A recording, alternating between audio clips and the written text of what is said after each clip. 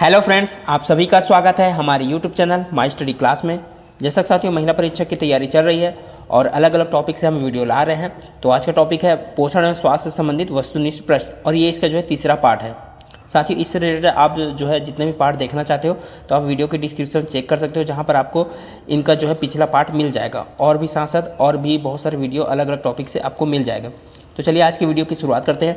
अगर आप चैनल पर नए हो तो चैनल को सब्सक्राइब जरूर कीजिए साथियों और बेल आइकन जरूर दबाइए, जिससे आपको आने वाली सभी वीडियो के अपडेट आपको मिलते रहेगी। तो चलिए आज के वीडियो को हम देखते हैं। तो आज का पहला प्रश्न है, निम्नलिखित में से किसका संबंध डिप्थीरिया रोग से है? चारों ऑप्शन आप जरूर देखिएगा साथियों। तो इस प्रश्न का जो है सही उत्तर हो जाएगा वो है ऑप्शन सी, कंठ का।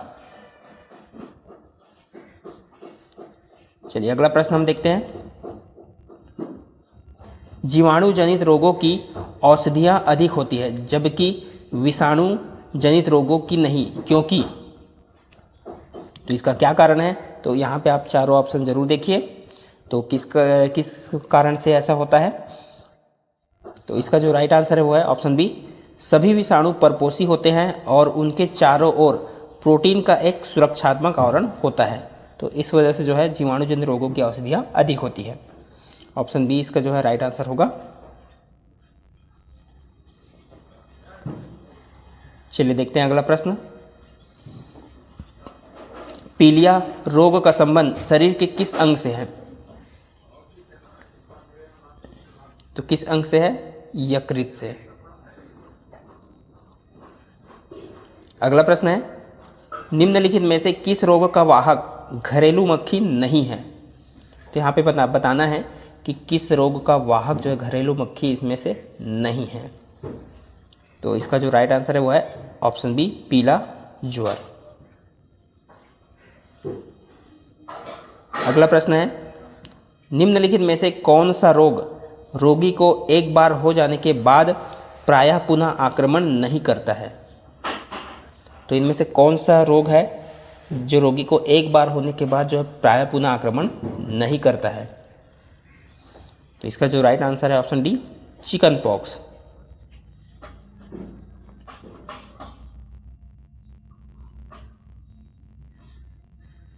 अगला प्रश्न है, खसरा रोग निम्नलिखित में से किसके कारण होता है? तो किसके कारण होता है? वायरस के कारण। ऑप्शन सी इसका राइट आंसर हो जाएगा। अगला प्रश्न है, निम्नलिखित में से कौन सा रोग जीवाणुओं के द्वारा नहीं होता है? इनमें से आपको बताना है कि कौन सा रोग जीवाणुओं के द्वारा नहीं होता है। तो इसका जो राइट आंसर है वो है ऑप्शन बी, छोटी माता। अगला प्रश्न है, निम्नलिखित में से किसके कारण एथलीट्स फुट नामक बीमारी होती है? तो किसके कारण होती है? तो इसका जो राइट आंसर है वो है ऑप्शन ए, फंगस।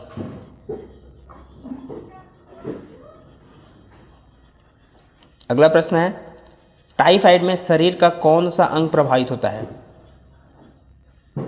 तो टाइफाइड में जो है शरीर का ऑप्शन डी, आंत प्रभावित होता है।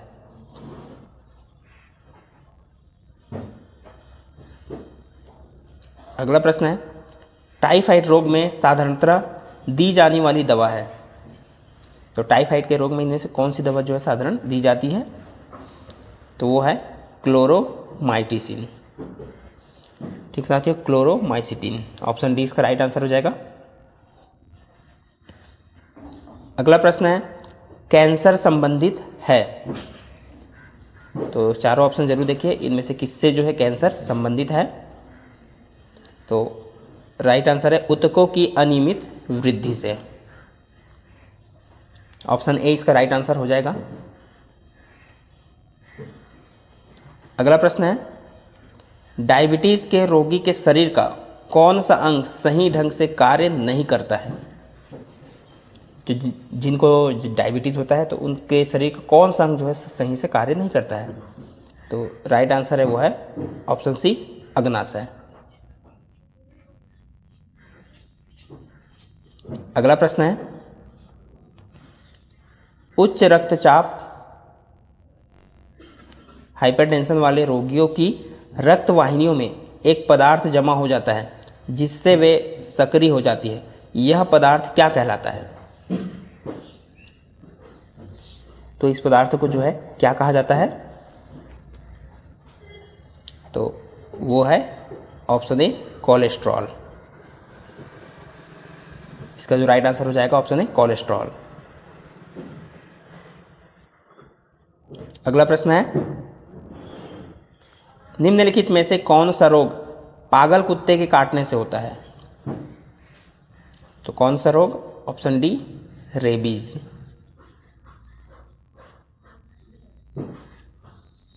अगला प्रश्न है, जिन बच्चों को सूर्य का प्रकाश नहीं मिलता है वे निम्न में से जो है कौन से रोग से ग्रसित पाए जाते हैं? तो जिनको सूर्य का प्रकाश नहीं मिलता उनको जो है अक्सर उन बच्चों को जो है कौन सा रोग हो जाता है? तो इसका जो राइट आंसर है ऑप्शन सी रिकेट्स रोग। ऑप्शन सी इसका जो है राइट आंसर हो जाएगा, रिकेट्स रोग। अगला प्रश्न है, यदि किसी के मसूड़ों से रुधिर आता है तो उसे अधिक मात्रा में सेवन करना चाहिए। तो किसी के मसूड़े से रुधिर आता है तो उसको क्या अधिक मात्रा में सेवन करना चाहिए? तो इसका जो राइट आंसर हो जाएगा वो है ऑप्शन ए नींबू या संतरे। ऑप्शन ए इसका राइट आंसर होगा।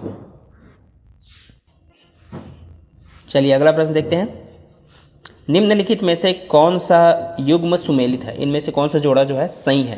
तो चारों ऑप्शन आप जरूर देखिए वीडियो को पॉज करके। और तो इस प्रश्न का जो सही उत्तर हो जाएगा वो है ऑप्शन ए घेंघा रोग, जो आयोडीन की कमी से होता है। तो ये जो है सही है। ठीक है साथियों, घेंघा रोग जो है आयोडीन की कमी से होता है।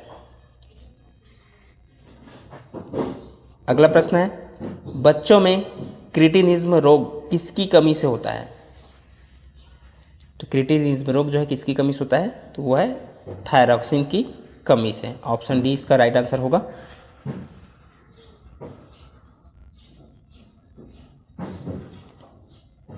अगला प्रश्न है, पायरिया जो है किस अंग की बीमारी है?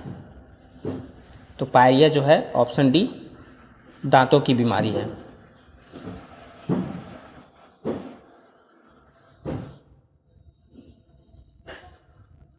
अगला प्रश्न है, BCG का टीका नवजात शिशु को कितने दिनों के भीतर लगाया जाता है? तो BCG का जो है टीका नवजात शिशु को कितने दिनों के भीतर लगाया जाता है? तो इसका जो राइट आंसर है वो है जन्म के तुरंत बाद।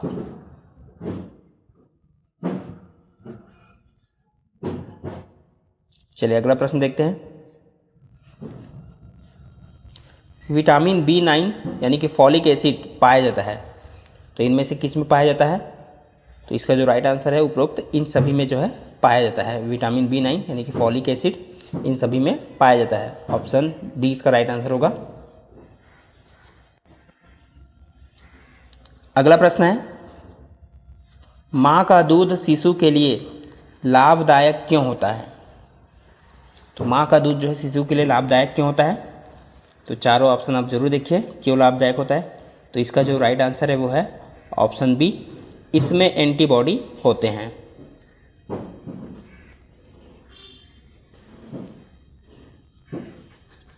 अगला प्रश्न है, मानव शरीर को इन्फेक्शनों से बचाने का कार्य निम्नलिखित में से कौन करता है? इनमें से कौन जो है मानव को जो है इन्फेक्शन से बचाता है?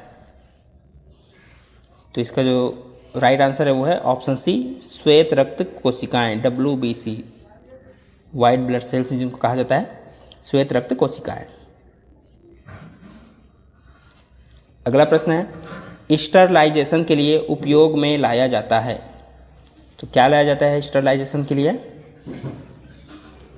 तो वो है ऑटोक्लेव। ऑप्शन ए इसका राइट आंसर होगा। चलिए देखते हैं आज का आखिरी प्रश्न,